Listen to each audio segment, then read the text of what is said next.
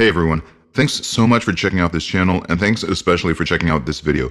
I recently had a really wonderful debate with Dr. James Fodor, and although I was really grateful for being on his channel, we ended up making some last-minute changes to the format, so some of my arguments were a little bit rushed as a result.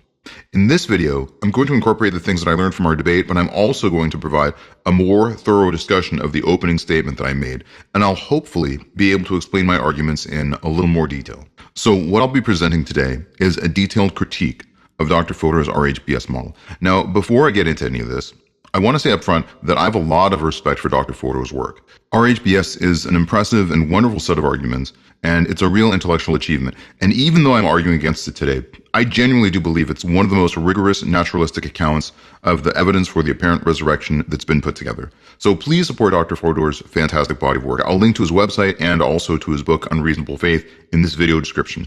I think Dr. Fodor is maybe one of the most intelligent YouTubers tackling questions of theology, and disagreeing about RHBS doesn't lessen my recommendation that you should check out his website and his channel.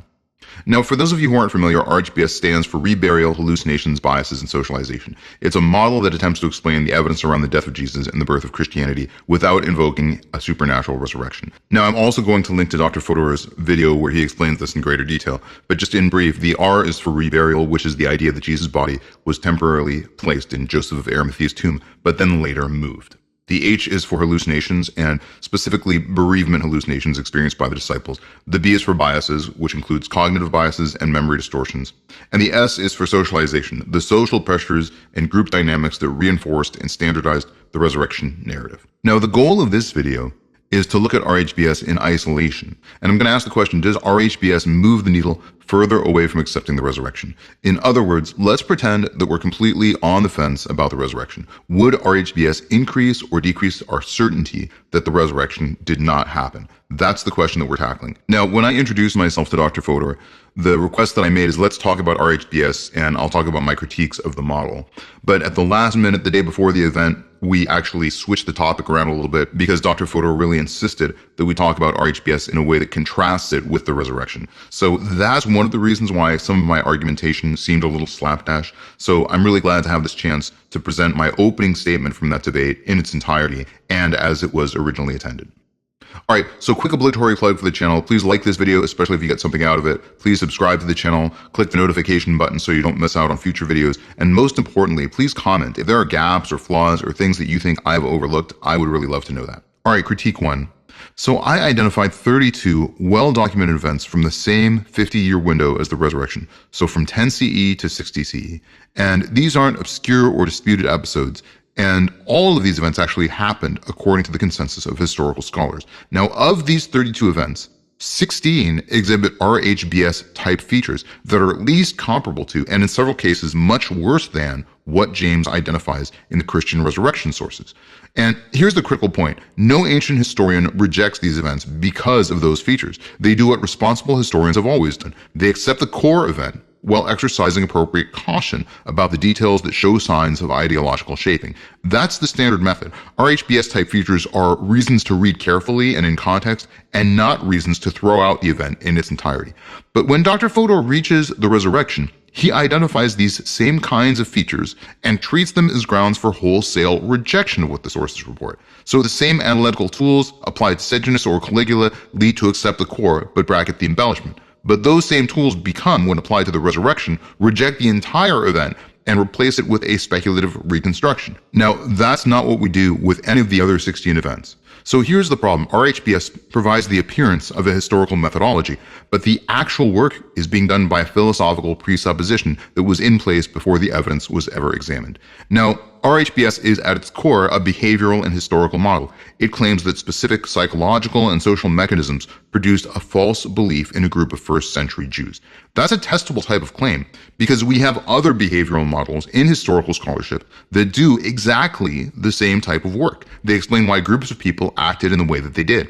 And every one of them earns its credibility by functioning across multiple cases. Take relative deprivation theory. Ted Gurr proposed that populations turn to collective political violence when they perceive a gap between what they expect and what they actually get. But the theory wasn't just left as a single case explanation. It has since been tested and validated across the French Revolution, the American civil rights upheavals of the 1960s, anti-colonial movements in Africa and Asia, and the Arab Spring. And in each case, researchers asked, does the model correctly predict when and where collective violence emerges? And it does.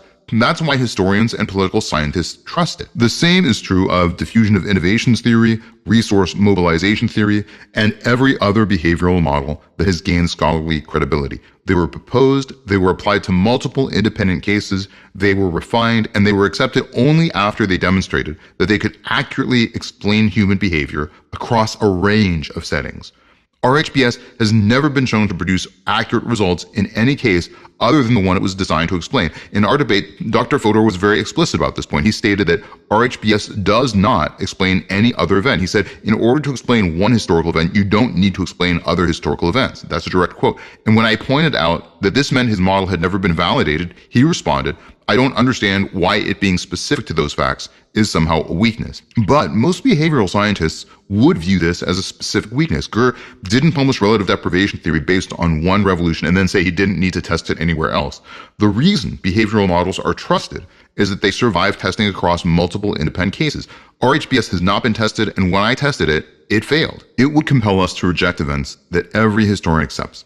Now, I applied RHBS to the death of Herod Agrippa I, and Dr. Fodor's response confirmed that there is a double standard. He agreed that RHBS type features are present in the Agrippa account. He agreed that historians are right to accept the core of the event and bracket some of the supernatural framing, but he would not apply that same reasoning to the resurrection. For the resurrection alone, RHBS features, according to Dr. Fodor, require total rejection of the event, rather than careful reading around the embellishments. Now, I did actually give Dr. Fodor this argument and all the historical events that I looked at 48 hours in advance because I didn't want it to be a gotcha moment. And let's apply an academic standard here. If I had a theory and it worked in one setting and one setting only and couldn't be disproven, most scholarly journals would not publish that theory. And there were also 15 other examples that I cited, although we didn't get into the rest of them during the debate. So to summarize this critique, RHBS empirically fails as a historical methodology because it produces false negatives 50% of the time when applied to accepted ancient events. And also because it's never been validated across multiple cases and the way every credible behavioral model in scholarship has been. A model that only works for the one event it was designed to reject is not a methodology. It's a pre-commitment disguised as a historical theoretical lens. All right, critique 2. The lay public sphere and the scholarly sphere both have inherent biases in what gets published and also what we gravitate towards reading. Some of those biases include a preference for novel or surprising conclusions, over-reporting of cognitive failures, rejection of the null hypotheses, and also the fact that reliable functional memory is mundane and therefore seldom gets published. Rosenthal in 1979 wrote about the file drawer problem in the psychological literature. This is the idea that mundane results get filed away and only novel findings make it into the published literature. Franco et al. In 2014 confirmed that studies which don't overturn the conventional understanding are less likely to be published. Wickstead and others applied this analysis specifically to the reliability of eyewitness memory. And this is particularly relevant because the eyewitness memory field has undergone what some researchers now describe as a severe overcorrection. Uncontaminated eyewitness memory is actually very reliable, but most of the lay public now believes that eyewitness attestations are essentially useless. There is also a well-documented bias towards reporting cognitive biases, so a bias as it's been called. Gickerenzer et al. In 1999 noted that researchers often design experiments to elicit errors, producing an inflated impression of human irrationality. Neisser in 1982 similarly argued that laboratory demonstrations of memory distortion don't generalize to the real world, often for these very reasons. Now, RHBS amplifies these known biases by drawing heavily on the literature without acknowledging the systematic distortions in the scholarly literature. So we have to take some of the cognitive science research that Dr. Fodor cites with a large grain of salt. And that means we don't actually know if that body of research holds up when we apply those published studies to the resurrection. Critique number 3. The superiority of modern analysis over ancient testimony is assumed without ever being justified. So the claim that we can reliably determine which events were hallucinated, which were later confabulated, and which were genuine experiences, that's never clearly established. The disciples themselves, who were actually closer in time, space, and testimony, are treated as fundamentally unreliable interpreters of their own experiences. In effect, the witnesses can't tell what they experienced, but a modern analyst can, and this asymmetry is never justified. Now, modern scholars have biases as well, including overstated cognitive failure rates, excessive mistrust for eyewitness testimony, presentism, and often personal metaphysical commitments. And by the way, this epistemic hierarchy in RHBS is actually the opposite of what historical scholarship would generally prefer. Generally, we value witness attestations more when they occur earlier. But the skipped fundamental step for RHBS ought to be the justification that we have this inherent epistemic superiority. But that justification, that fundamental step, is never provided. It's a foundational step and it's completely missing. Critique 4. There is a problem that RHBS is predicated on citing scripture for narrative elements and also as evidentiary support. But the evaluative criteria for accepting or rejecting a scriptural passage are never clarified. This results in sort of the arbitrary acceptance of details that support the model and the rejection arbitrarily of details that undermine it. So here's a list of verses that Dr. Fodor accepts, and here's some verses that he rejects. But the pattern here is clear. If a scriptural source aligns with James' conclusion, then he accepts it. But if it refutes his conclusion, then he rejects it entirely. You can't apply a trustworthiness filter that only supports your argument. The evaluative criteria for reliability are never delineated, and again, this is a fundamental step, and we skip over it completely. Critique number 5. RHBS depends on an unobservable cascade of events that is more complex, less constrained, and less evidentially anchored than what it's trying to replace. It seeks to swap out the resurrection hypothesis for a chain of opaque motivations and actions that there's no proof for. RHBS requires that all of the following have to occur in a very precise sequence. First, the removal of the body, then bereavement hallucinations, then memory contagion beginning almost immediately, then social pressures suppressing dissent, then group ecstatic experiences forming a coherent narrative, then a retrospective reinterpretation of ordinary events, and then finally a closure of revelation in a very rapid time frame. And all this has to happen in the correct order, without breakdown, without contradiction, and without schism. About 15 different agents, groups, or parties have to be involved in this process. Jesus, the Roman authorities, the Sanhedrin, Joseph of Arimathea, the people who moved the tomb, disciples, James, Paul, the family members, the women who found the tomb, and other community members. Even being very generous and assigning a probability of roughly 20% for each step, you still end up with a probability that's about 1 in 8,000. And these are probably very, very generous estimates. And moreover, this is also very generous because all of these events not only have to happen, but they have to happen in the right sequence. So which is more likely? 15 independent actors and groups following this precise choreography, mostly without any affirming evidence? Or just one event with at least some individual testimony from roughly 18 to 500 individuals. Now, there's also a problem here that this invokes, which is called auxiliary hypothesis creep.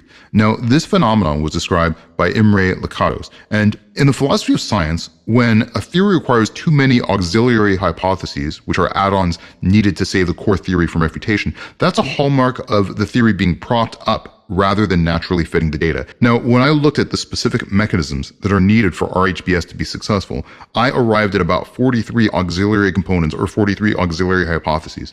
Now, here's an analogy for machine learning that I think is going to be useful in understanding why this is a problem. So when there's overfitting, that's when a model performs exquisitely well at a known task but collapses completely when confronted with new data. RHBS has 43 parameters, each one tuned to handle a specific piece of resurrection evidence. It fits this one case beautifully, but when we test it against other historical events, it fails catastrophically. That's because it doesn't work as an explanation, it's just curve fitting. So to summarize, RHBS replaces one event supported by multiple witnesses with a chain of roughly 15 unobserved steps with no evidence that requires approximately 43 auxiliary hypotheses. And like an overfitted model, it performs very well on a specific training data set, but it collapses when we apply it to anything else. Now, critique number 6. The RHBS model implicitly assumes that if a resurrection actually occurred, the evidence would be so overwhelming that no naturalistic alternative could even be constructed. But the theological literature on divine hiddenness suggests that divine influence operates in ways that are perceivable through inferential reasoning rather than undeniable proof. And this actually generates a prediction. Even genuine divine acts would leave room for alternative explanations. If that's the case, then this feature is precisely predicted by theism, and it can't simultaneously be used as an argument against it. In a universe where divine influence operates through a component of hiddenness, we would actually predict that a naturalistic escape hatch accessible through intellectual contortions and backflips might be possible. An improbable alternative set of explanations doesn't disprove the expectation of divine influence behind the apparent resurrection. It actually shows that our impressions of theism, even on a counterfactual level, are being fulfilled. Critique number 7. RHBS is rhetorically persuasive, but does it actually leave us with a coherent set of arguments, or does it just sprinkle doubts over a canopy and then tell us that Christianity is the theology beneath that canopy? RHBS operates at 2 levels. So in level 1, which is actually what it establishes, it says here are the mechanisms by which false religious beliefs can form and persist. But level 2, which is what it claims to conclude, says therefore the resurrection was produced through these mechanisms. But this is very clearly a logical gap between level 1 and level 2. And filling in the gap would require showing that the resurrection specifically instantiates these mechanisms in the relevant ways, not just that these mechanisms can exist in principle. Here's the example I raised in our debate. Let's say I tell someone that they shouldn't invest any money because some investments fail. Now, I might even be able to phrase this in a very rhetorically persuasive way, but it's not a logical argument. Alternatively, I might say something like Ponzi schemes exist and Ponzi schemes tend to fail, and the specific event that they're considering has the defining features of a Ponzi scheme. Now, that's a much stronger and much more specific argument. The second version requires showing that the event in question has the defining features of the category. So simply noting that failures exist doesn't establish anything about that particular case. So RHBS does indeed show that cognitive dissonance exists, that hallucinations exist, that memory distortions can occur, and that social reinforcement happens. But these mechanisms are ubiquitous. They operate in virtually every human belief-forming process. If their mere presence is sufficient to doubt a claim, then we could doubt almost anything. So what makes RHBS diagnostic for false resurrections specifically? That's the question, and it's never answered. Critique 8, the contextuality problem. So hyper-focusing on the evidence for or against the resurrection can be fraught, particularly when we lose sight of why Jesus remains a topic of conversation. So context sometimes matters more than the smoking gun itself. If I died tomorrow and reappeared 3 days later to 12 or even 500 people, it might make for an interesting event. But eventually, it wouldn't actually matter because I don't have any influential teachings to leave behind. If you look at Jesus influenced Soren Kierkegaard to create existentialism, he influenced George Bernard Shaw to write about socialism, and he influenced Tolstoy, King, and Gandhi to write about political nonviolence. Now, this is why the resurrection matters. It's because of who Jesus was and the teachings that Jesus left behind. And RHBS really never addresses this broader context. The reason why we're still talking about the resurrection 2,000 years later isn't because primarily of the evidence for the resurrection itself. It's because Jesus left behind a body of teachings so compelling that it shaped Western civilization. Any model that purports to explain the origin of Christianity but ignores the content and influence of Jesus' teachings is fundamentally incomplete. RHBS treats the resurrection as an isolated evidential puzzle. But the evidence doesn't exist in isolation. It exists within the context of a teacher whose ideas still prove to be very influential even to the postmodern era. Now, if you're a skeptical scholar or a Christian theologian, any way you slice it, you have to admit that the ideas of Jesus are still very relevant to many thinkers who are very influential, including thinkers up to and including the postmodern era. And that's one of the reasons why Jesus remains a topic of conversation. Critique number 9. This is a big one. RHBS explains how narratives develop and how they become standardized over time, but it doesn't specifically explain the phenomenology of Christianity. So if we look at the 1 Corinthians 15 creed, the creedal formula that Paul cites is dated by virtually all scholars to within 2 years of the crucifixion. And it contains very specific claims, including that Jesus died, that he was buried, that he was raised, and that he subsequently appeared. And it names witnesses specifically, Cephas, the 12, James, all of the apostles, and then to a large group of 50 at once. This is too early for a legend to form. The content was fixed almost immediately. How would a hallucination-based movement produce a creed with named witnesses? The socialization model suggests gradual formation and refinement, but the core claims were already crystallized before Paul even joined the movement. There's also the Sabbath day change puzzle. Devout Jews who had observed the Sabbath their entire lives began gathering on the first day of the week, as we see in 1 Corinthians 16:2 and also Acts 27. This is a massive behavioral shift. Something specific happened on a Sunday that was significant enough to override thousands of years of observance. Hallucinations don't come with day-of-the-week markers, and memory distortions don't systematically allocate events to specific days. Then we have the emergence of highly developed content. The resurrection accounts involve extended conversations with specific theological content, physical touching like Thomas' hands in the wounds, eating fish together, walking for miles on the road to Emmaus, having breakfast on the beach. Bereavement hallucinations typically involve brief, fleeting glimpses of the deceased in a crowd, hearing their voice momentarily or catching their scent. They don't produce hour-long walks with detailed theological instructions. There is also the Jerusalem proclamation problem. The disciples claimed the resurrection in Jerusalem weeks after the event to people who could check on the validity of their claims. They were making falsifiable claims of fact in the very city where the events had actually occurred. And then there's the behavioral transformation puzzle. The disciples went from hiding behind locked doors for fear of the Jews to publicly proclaiming the resurrection at Pentecost. Cognitive dissonance typically produces reinterpretation that happens slowly, like the Millerites recalculating their dates, or rationalizations like Schneerson's followers spiritualizing their expectations. It doesn't typically produce increased boldness and public exposures. So to summarize, RHBS cannot account for the specific features of early Christianity: a creed with named witnesses within 2 years, a Sabbath to Sunday shift, extended interactive appearances, proclamations in the hostile city where the events could actually be checked, and conversions in opponents like Paul or skeptics like James. All right, critique number 10. Dr. Fodor's multidisciplinary approach to historical events really should be applauded, but there's an unaddressed gap between individual-level cognitive findings and population-level historical explanations. So historical theories often operate at societal scales. Historians don't typically use individual cognitive or psychological motivators to reconstruct macro-level events. When historians explain why a movement arose, they typically appeal to social, economic, and political factors. RHBS takes findings from individual-level psychology, looking at things like cognitive biases in laboratory settings, and projects them onto a complex, multi-agent historical event without demonstrating that such scaling is actually valid. Here's another example, which is an analogy from quantum computers.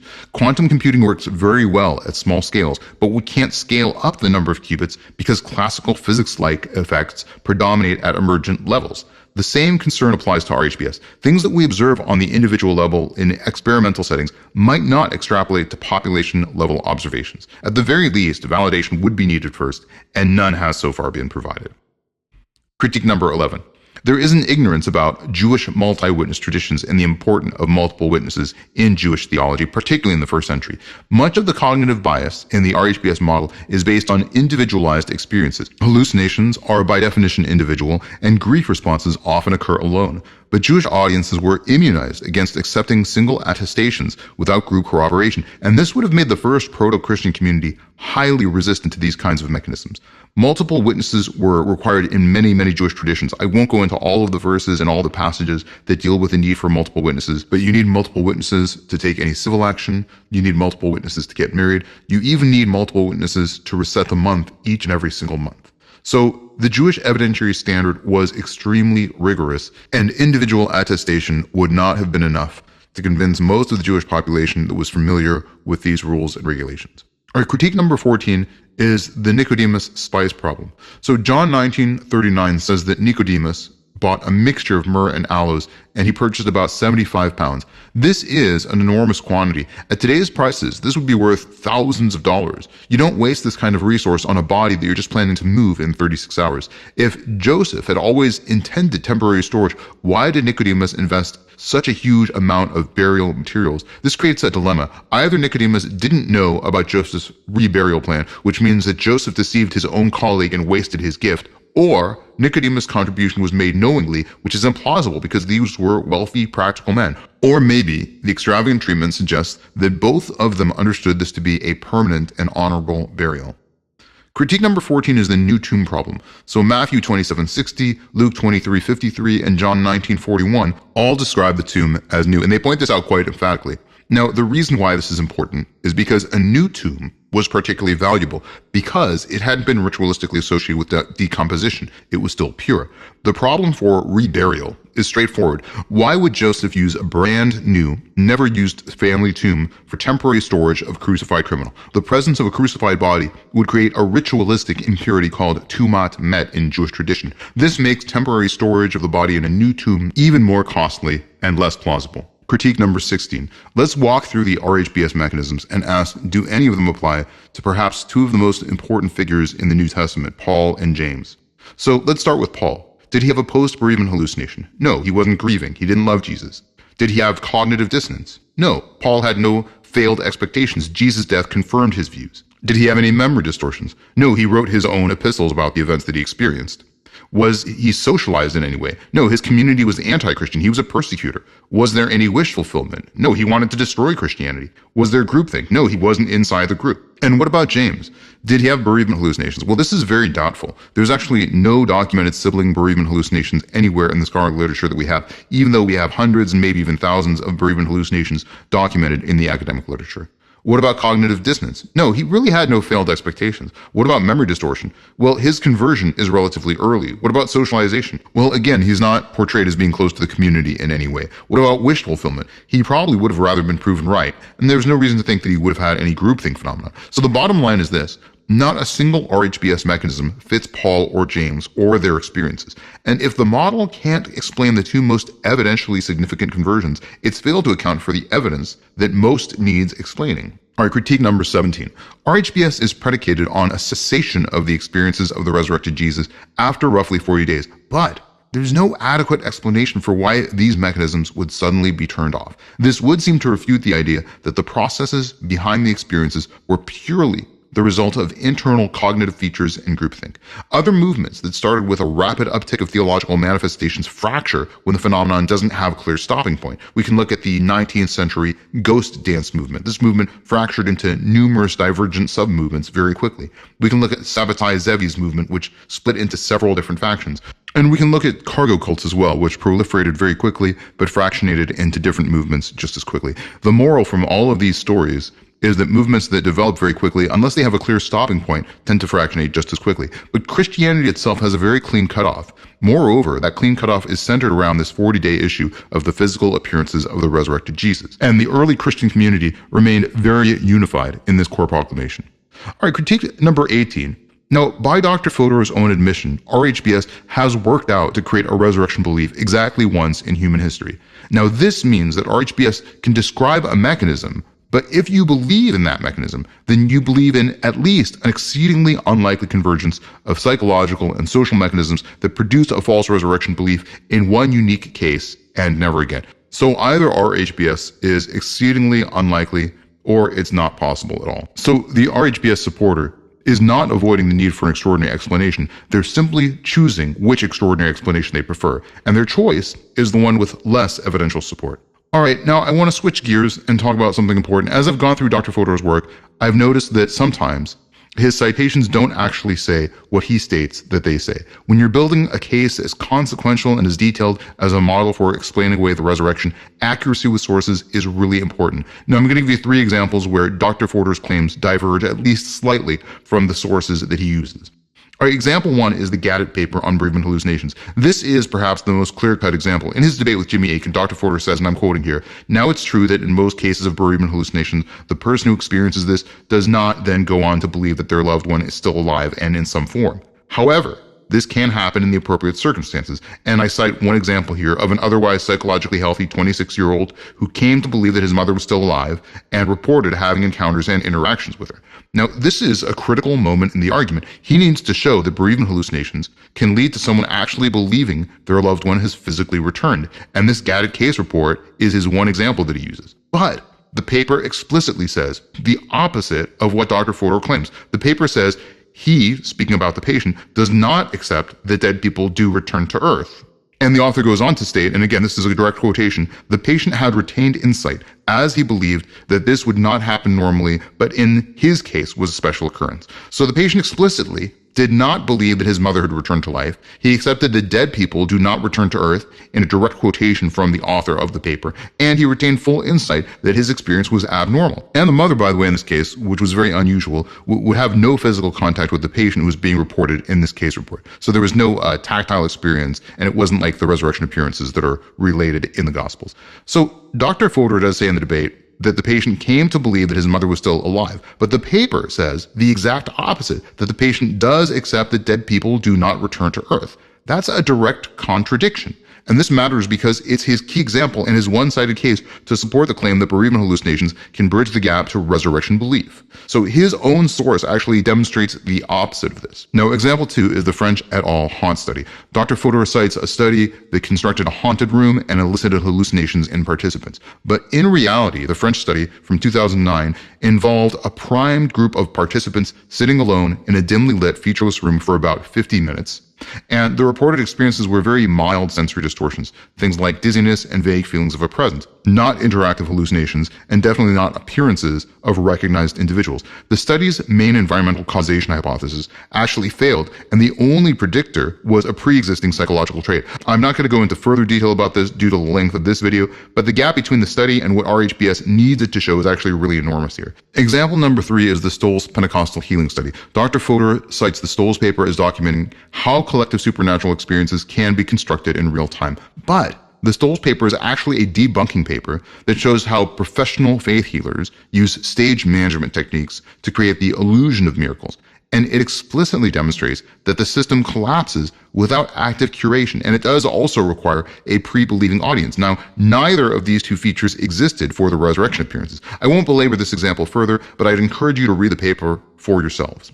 Now, what do these examples tell us? Now, I talked to James for about 30 minutes after our debate, and I talked about this evidence specifically, and he actually did acknowledge that he oversimplifies his arguments and oversimplifies how he presents his evidence a lot for his audience on YouTube. Now, I'm very sympathetic to that, but I think in these cases, there are some very clear, though very unintentional, mischaracterizations of what the evidence actually shows. And Dr. Fodor did seem to acknowledge that point. He's still a great scholar, but this is a really good reminder that if you see an argument on YouTube, you really have to make sure that you verify the original sources. Now, I want to spend some dedicated time on the R in RHBS, because when you dig into the reburial hypothesis on its own terms, the problems multiply very quickly. First, there's the problem of family consent. Under rabbinical law, the disposition of a deceased person's body was not simply a matter of whoever happened to possess it. The family of the deceased had recognized rights and obligations regarding burial that are rooted in the concept of met mitzvah, which is important in rabbinical law. Joseph of Arimathea was not a family member of Jesus. For Joseph to permanently relocate the body, he would have needed the consent of Jesus' family, who were around at the time. The idea that Joseph could unilaterally move the body without consulting the family runs against the legal and religious obligations that governed burial in first century Judaism. Now, this creates an enormous explanatory burden. Either the family consented, in which case they would have known where the body was, and the empty tomb discovery makes no sense, or the family didn't consent, in which case Joseph acted illegally and recklessly and exposed himself to serious consequences for no clear benefit. Second, the problem of Joseph's motives exists. Under Jewish law, moving a body from one burial site to another for personal, preferential reasons was not permitted. The Talmudic discussions address the conditions under which a body may be moved. If it was placed in a temporary location with the explicit prior intention of the reburied individual for subsequent reburial elsewhere, or if it needed to be moved to the family tomb, then that would have been allowed. But moving a body simply because the tomb owner didn't want a crucified criminal contaminating his property would not have been a recognized justification. The concern for the dignity of the dead, kavod, hamet, and the prohibition against unnecessary disturbance of remains were deeply embedded in Jewish practice. The most commonly proposed reasons for reburial are precisely the kinds of personal, preferential reasons that would not have justified exhumation under the operative legal framework. Third, there's the silence problem. The reburial hypothesis requires Joseph to have moved the body and then never told anyone. Not the disciples, not the family, not the women who came to the tomb, not the Jewish authorities, who would have had every reason to produce the body once resurrection claims began circulating. Joseph was a public figure, a member of the Sanhedrin. For him to maintain total silence while a movement based on the empty tomb tradition grew around him, while authorities were presumably looking for ways to discredit that movement, this requires an extraordinary and sustained act of deception that is never explained or motivated. When you put all of these problems together, the reburial hypothesis requires a violation of family rights over the deceased, a legally unjustified exhumation, and a lifelong silence from a public figure. Each is individually problematic, but together they make the R in RHBS one of the weakest links in the entire model. Now let's turn to the H in RHBS. I have a separate video that goes into a much more detailed explanation on post-bereavement hallucinations, and I'll link to that in the description, and I'll link to it right now. But let me cover some of the key problems here. The most fundamental problem is this: there is no case in the entire scholarly or academic literature on bereavement hallucinations where the bereaved person comes to genuinely believe that the deceased individual has resurrected or returned to life in any form. This has never happened. We have thousands of cases in the academic literature on bereavement hallucinations, and this has never happened once. Now, researchers have documented cases across multiple cultures, multiple time periods, and multiple relationship types. And in every single documented case, the bereaved individual retained awareness that the deceased was dead. They might report seeing the person, hearing their voice, or sensing their presence, but they did not conclude that the person had physically returned from the dead. The Gaddett case that Dr. Fodor cites actually confirms this pattern. Even that patient explicitly stated that dead people do not return to Earth. Now, let's look at the relational profile problem. The scholarly literature overwhelmingly documents bereavement hallucinations in the context of spousal loss or parent-child bereavement. These are the relationships with the deepest attachment bonds and the most profound disruption when severed by death. What the literature does not document is a post-bereavement hallucination about a teacher. There's no case where a student or a follower experienced a bereavement hallucination in the scholarly literature. The disciples' relationship with Jesus was fundamentally a teacher-student relationship. They called him rabbi. This is not the relational profile that produces bereavement hallucinations. Even post-bereavement hallucinations about a friend are very, very unusual. The phenomenon is strongly associated with the spousal or parental categories. So RHBS needs bereavement hallucinations to have occurred in a relational context where they have never been documented, producing a belief that has never been produced by any of these beliefs in any clinical setting. There's also the qualitative gap. The literature consistently describes bereavement hallucinations as brief, lasting seconds to minutes, and typically involving a very momentary visual glimpse or hearing just a few words. They are almost always experienced by a single individual, and they do not involve extended interactions. Compare this with the resurrection sources and what they describe: extended conversations over meals, walking a few miles on a road, cooking breakfast on a beach, inviting physical touch, appearing to groups as large as 500, and delivering theological teachings for over 40 days. These are categorically different from anything in the bereavement hallucination literature. And bereavement hallucinations are by definition individual experiences. Two people do not have the same bereavement hallucination simultaneously. Yet, the resurrection accounts include multiple group appearances. So RHBS has to either dismiss these as legendary, which reintroduces the selective scriptural acceptance problem, or to explain how individual hallucinations converged into unified group accounts, which has no precedent.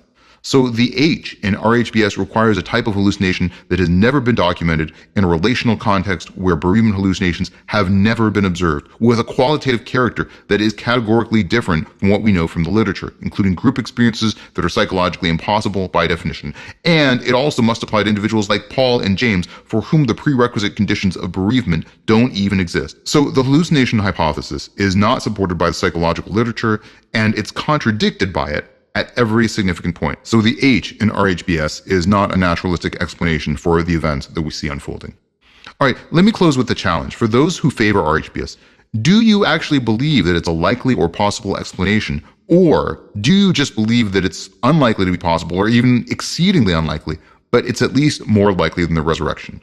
The reason why this is important is because it's not scientific and it's fallacious to choose a theory only because you are so opposed to the alternative. All right, I'd be remiss if I didn't wrap up the video by again saying that I really admire Dr. Fodor a lot. He's got a really great website and he's got a really great channel, so I highly recommend that you check out the resources that he's made freely available through his website. They're all really wonderful. And I'm also super grateful for having been on his channel with the chance to engage with him directly. That was a really great honor, and I thought we had a really great discussion. I'll link to it right now, and if you haven't checked it out, I'd recommend that you check out that video in its entirety. Now, I've outlined a lot of my thoughts on the RHBS model, but what's really important to me is to hear more about what you think. Are there gaps or strengths of this model that you think that I've overlooked or I haven't given enough credit to? I really do try to respond to every comment, so I'd encourage you to comment on this video. Now, if you get something out of this video, please click the like button. Please also subscribe to the channel if you haven't already, and please click the bell icon so that you don't miss out on our future videos.